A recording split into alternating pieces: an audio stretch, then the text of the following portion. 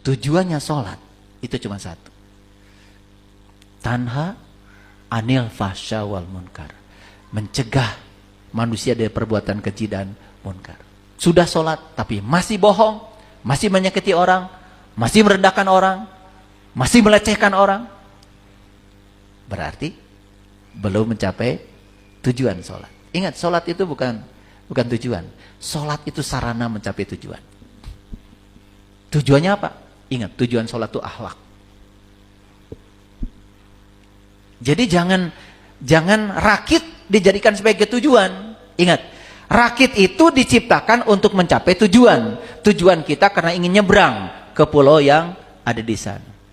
Awas, jangan menolak rakit, tapi juga jangan melekat pada rakit.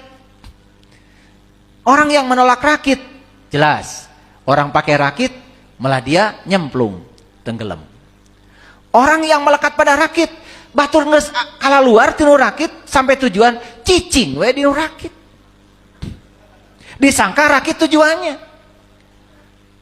Makanya semua ritual ibadah dalam agama apapun, ingat itu rakit. Karena tujuan akhirnya apa? Nabi Muhammad bilang, aku diutus ke semesta ini untuk menyempurnakan akhlak. Tujuannya akhlak. Jadi harusnya tujuan beragama tuh akhlak. Nah kalau kita sudah beragama tidak mencapai akhlak yang mulia, masih nyakitin orang, merendahkan orang, menyakiti makhluk lain, kan ada masalah. Betul nggak? Nah orang yang berpikiran kuat langsung cari masalahnya. Dan dia berorientasi pada solusi. Apa solusinya? Dan ternyata ya, untuk bisa mendapatkan solusi itu kita harus jujur dulu pada diri sendiri. Gelas ini kalau penuh, udah penuh ada tutupnya lagi. Siapa yang mau mengisi?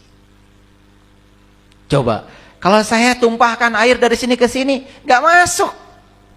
Ada tutup tuh bahasa Inggrisnya cover. Bahasa Arabnya kafir. Gitu aja repot. Belajar dari lu gak ngerti-ngerti. Jadi kafir itu bukan orang yang berbeda keyakinan dengan kita. Orang kafir itu orang yang tertutup pemikirannya, tertutup pikirannya, tidak bisa menerima pandangan orang. Ini kafir. Ini yang berbahaya. Makanya Nabi Muhammad ya sangat keras terhadap tutup. Bukan keras terhadap orang lain yang berbeda keyakinan. Bahkan beliau sangat hormat dan toleran kepada siapapun yang berbeda keyakinan. Bukankah banyak cerita? Betul nggak?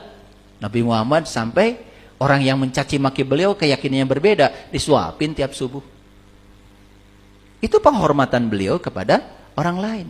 Tetapi di Quran dikatakan Muhammadur Rasulullah walladzina ma'ahu asyidda'u 'alal kufar. Tapi terhadap cover ini beliau sangat keras. Yuk, harus dikerasin nih cover kita. Kalau kita hari ini tertutup, berarti pikiran kita lemah. Bebaskan dari kelemahan pikiran. Dengarkan apa kata orang. Karena kunci hidayah itu dimulai dari mendengar. Untuk mendengar, pikiran kita harus terbuka. Sudah ada tutupnya, apalagi penuh.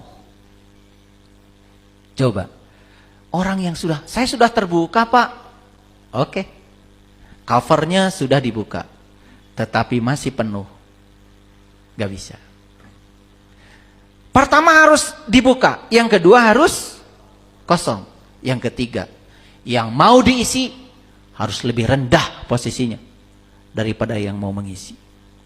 Sudah terbuka, kosong, tapi tempatnya di atas. Rekumangesina.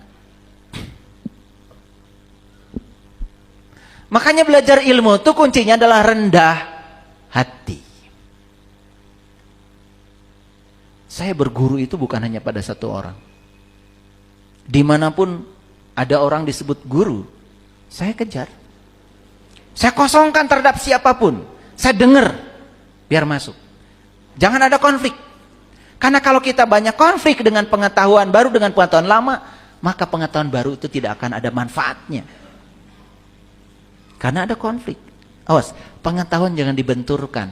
Renungi, renungi, dan jika perlu coba. Karena kalau kita mencoba baru kita akan paham. Malam yazuk lam ya'rif. Yang tidak mengalami tidak akan pernah paham.